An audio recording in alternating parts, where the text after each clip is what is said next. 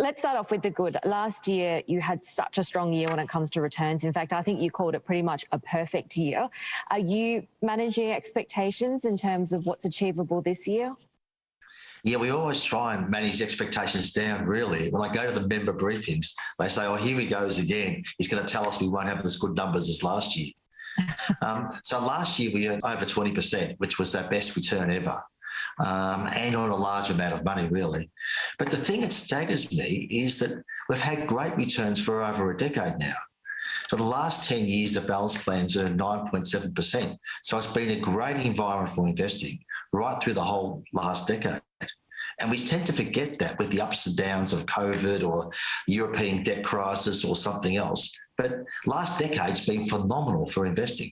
The European debt crisis just feels like a long time ago. It's really interesting what a couple of years of this pandemic does to your perspective, right? Is it time to get defensive, though? Because I think when we spoke to you in the middle of this year, you had said, look, yes, higher interest rates, tightening monetary policy might prove to be a bit of a headwind, but it's not enough for you to take a defensive position yet. Has that changed, given that we've had concerns over China, potentially an energy crisis, as well as what central banks are doing? So no, you might be surprised to know we're still fairly constructive. We think the basic preconditions remain in place: very low interest rates and an ongoing recovery. Recovery fuels profit growth, and the interest rates mean the alternative for investing in growth assets is very hard to find. So there are more headwinds appearing. So at the margin, it's getting more difficult.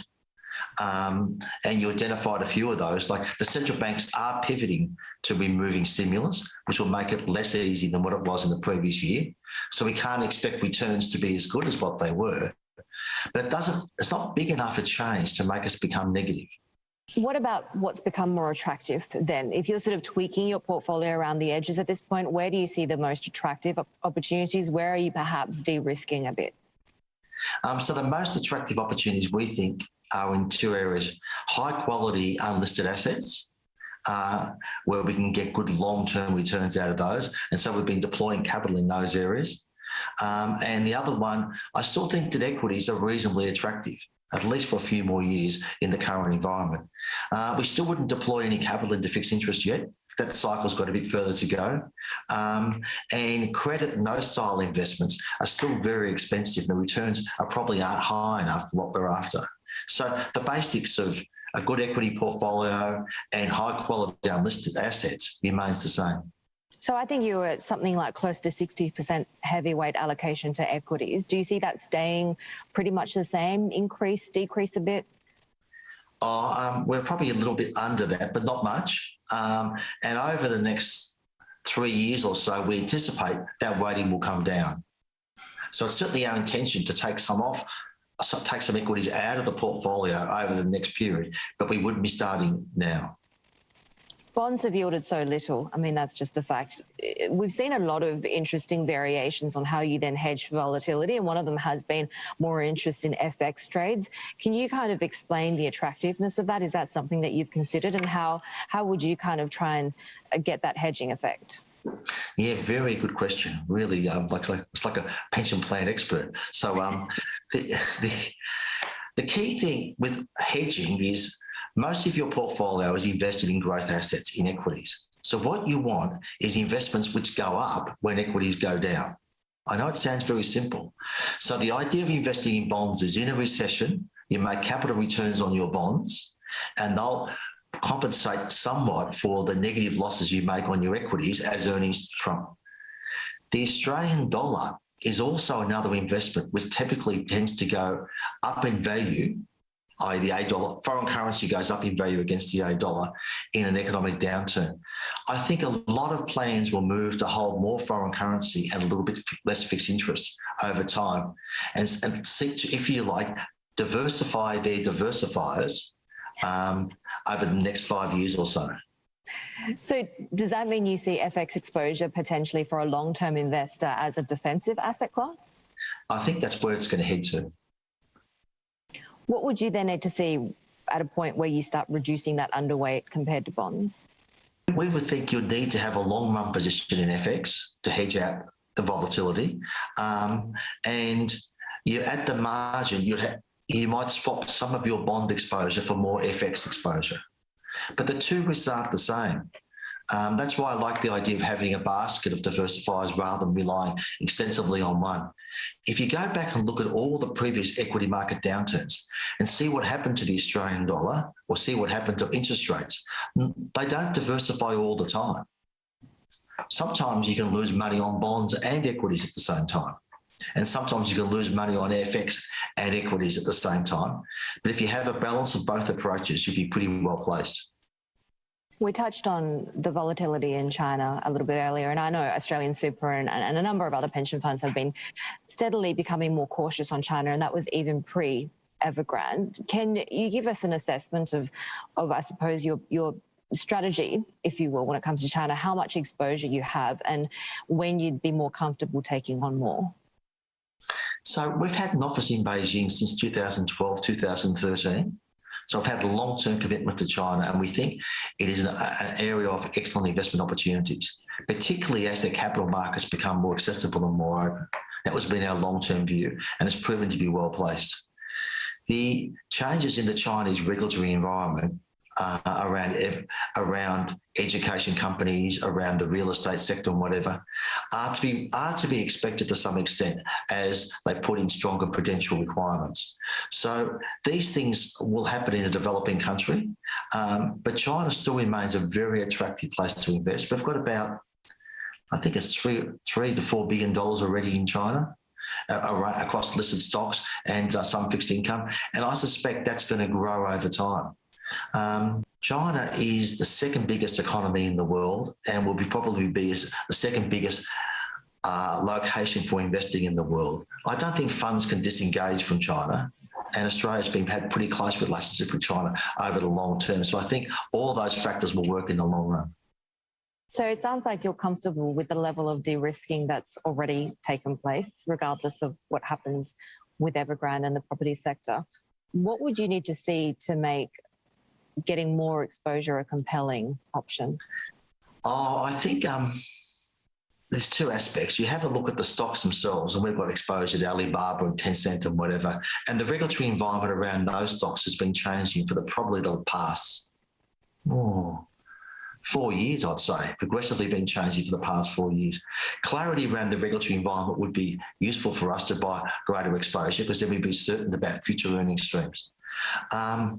The real estate, deleveraging the real estate is not a new story in China.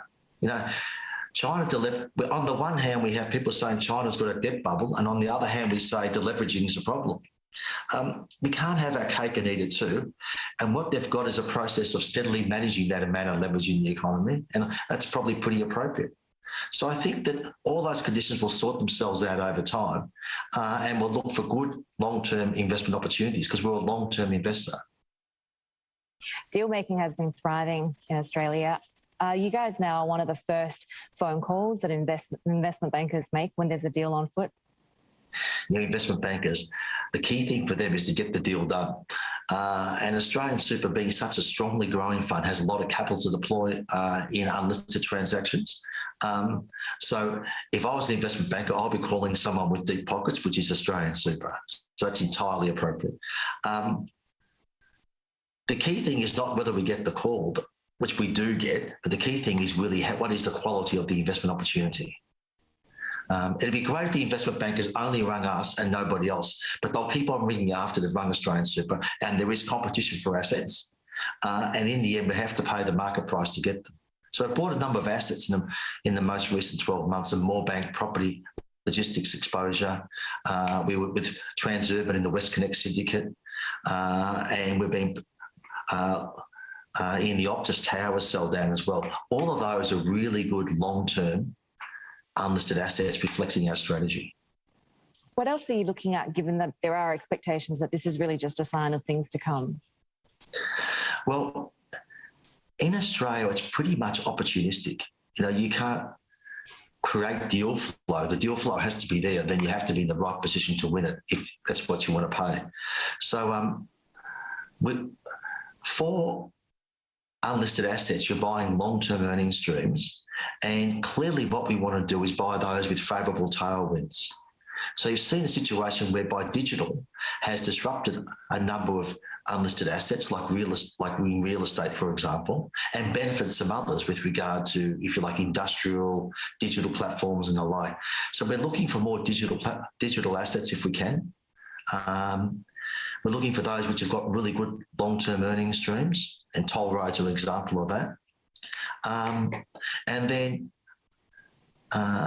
we're participating in the bid for Sydney Airport because we think that airline travel will come back as well in the long run. So favourable tailwinds, opportunistic investments which reflect market conditions, but all of that is really driven by the quality of the deal flow, which really is something we can't control. Sydney Airport is an interesting one because you take a look at just how beaten down that entire industry has been over the past couple of years. Is this really backing an expectation that there are going to be some industries that not just recover from the pandemic, but actually come back stronger in terms of demand? Well, I can't talk too much about the Sydney Airport deal because it's a public to private transaction. So I think I'll leave what I've said there. But we're favourable about airlines airports as long-term investments. When it comes to the great debate about inflation, the market seemed to be considering this idea that it's going to be transitory for longer or perhaps even prolonged. And I guess if you're a bear, you'd be arguing that, you know, as economic growth projections come down, we could potentially be looking at stagflationary conditions. Is that something that worries you? And do you have settings in your investments that hedge for inflation and also potentially stagflation? Gosh, you know, I grew up as learning my economics in the late 1970s, and I thought I'd never hear stagflation again. And here we are, twice in a lifetime has come back to haunt me. Everybody in the market thinks the inflation is temporary. Make no bones about it. That's what everybody thinks. And if you have a look at the factors which have caused inflation to rise, it's heavily concentrated in those areas where there's supply chain disruption. And motor vehicle prices are singularly the biggest component of that in the US. Other things being equal, you would think that those supply chain dislocations would sort themselves out over time and it wouldn't be a source of ongoing inflation. So I like the market of the view that it's temporary, but it might take longer to work through because these supply chain disruptions are taking longer to work through as the recovery from COVID is taking longer. So all those things are linked up. COVID, supply chain disruptions feeding into higher inflation. Now, anybody knows that when you're an investor, you might have your base view, but you've also got to look at the alternatives, which is what you're talking about. What happens if you're wrong? It's very hard to protect portfolios from inflation. That's the bottom line of this. It's very hard. There's some assets which have CPI-linked revenue streams, which will help a long way, but not that many in your thing. And what you tend to find is that if inflation becomes persistent, interest rates rise, and that higher discount rate affects almost all assets. That's not our core view. But what you have seen is that central banks are moving to withdraw stimulus from COVID. That's entirely related to COVID, I think, and less related to the temporary nature of inflation.